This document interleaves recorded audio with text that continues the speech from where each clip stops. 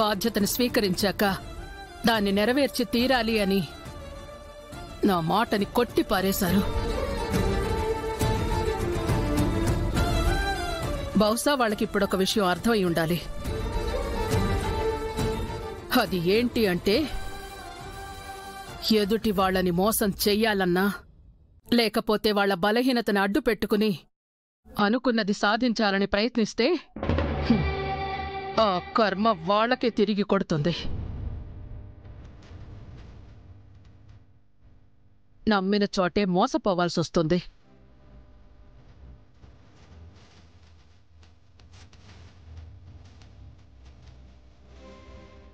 ఇప్పుడు మీ అందరికీ తనని ప్రశ్నించే హక్కుంది.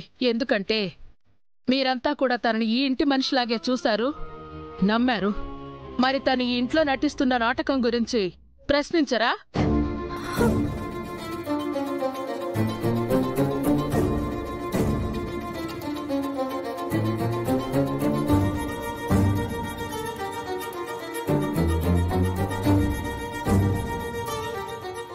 ఎందుకు ఇలా చేసావు గంగా? నువ్వు ఇంట్లో కనిపించకుండా పోతే నీకేం జరిగిందో అని ఎంత టెన్షన్ పడ్డామో తెలుసా?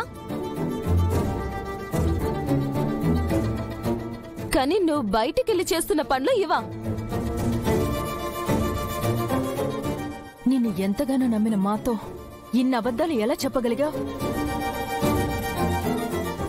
ఇలా మారువేషాలు వేసి రుద్రబావుగాన్ని మోసం చేయాల్సిన అవసరం ఏంటి?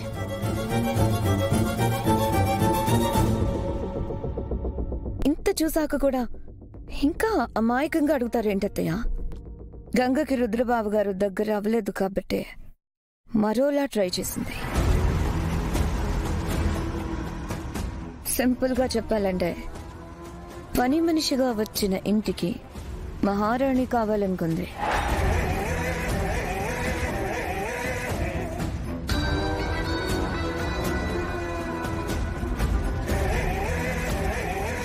నువ్వు పారు గురించి గుచ్చి గుచ్చి వివరాలు అడుగుతుంటే నేనింకా క్యాజువల్గా అడిగేవేమో అనుకున్నాను. నీ మనసులో ఇలాంటి ఫీలింగ్ ఉందనుకోలేదు.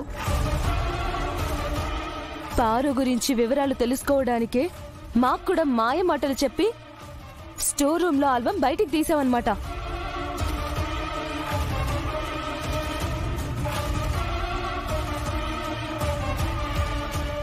ఇదంతా వింటుంటే నాకు ఇప్పుడు డౌట్ వస్తుంది. మొన్న ఫోన్లో ప్రాంక్ చేయాలని నాతో టీచ్ చేస్తున్నట్టు నటించమని చెప్పింది ఇందుకేనా?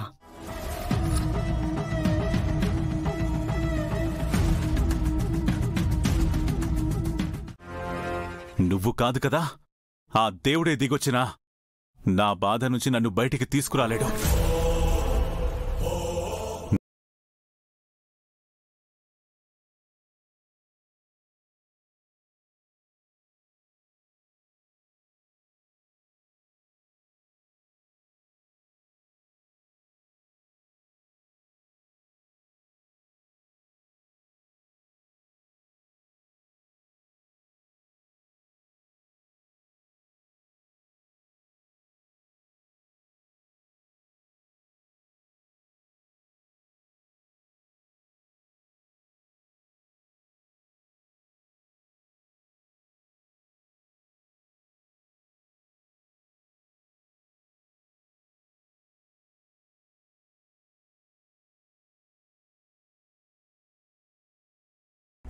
కానీ అది తప్పు.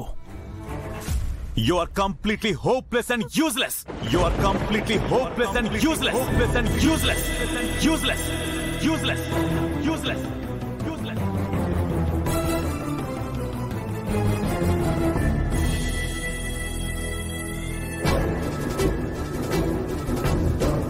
చెట్టుకి నీరు పోసి పెంచితే నీడనిస్తుంది. అదే పాముకి పాలు పోసి పెంచితే కాటే వేస్తుంది. ఆ బాధ ఎలా ఉంటుందో ఇప్పుడు అర్థమైందనుకుంటాను.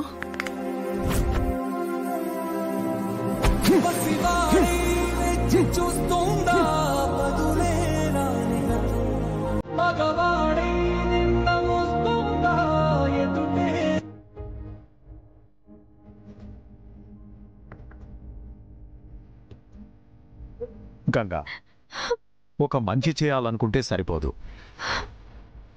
మంచి మార్గంలో వెళ్ళడం ముఖ్యం.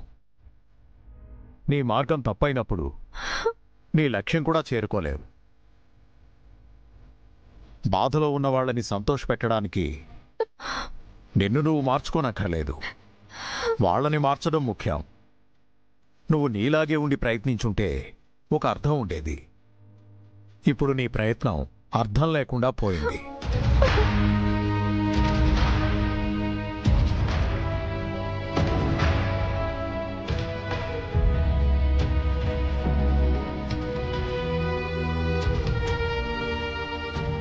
హే బేబీ, చేసిందంతా చేసి ఇంకా ఎందుకు క్రోకడైల్ టియర్స్?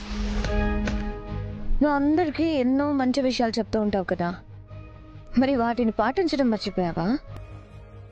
ఏదైనా ఒక పని చేసే ముందు నిదానంగా ఆలోచించు అని నాన్నగారు నీకెందుకు చెప్పారో ఇప్పుడు అర్థమైందా?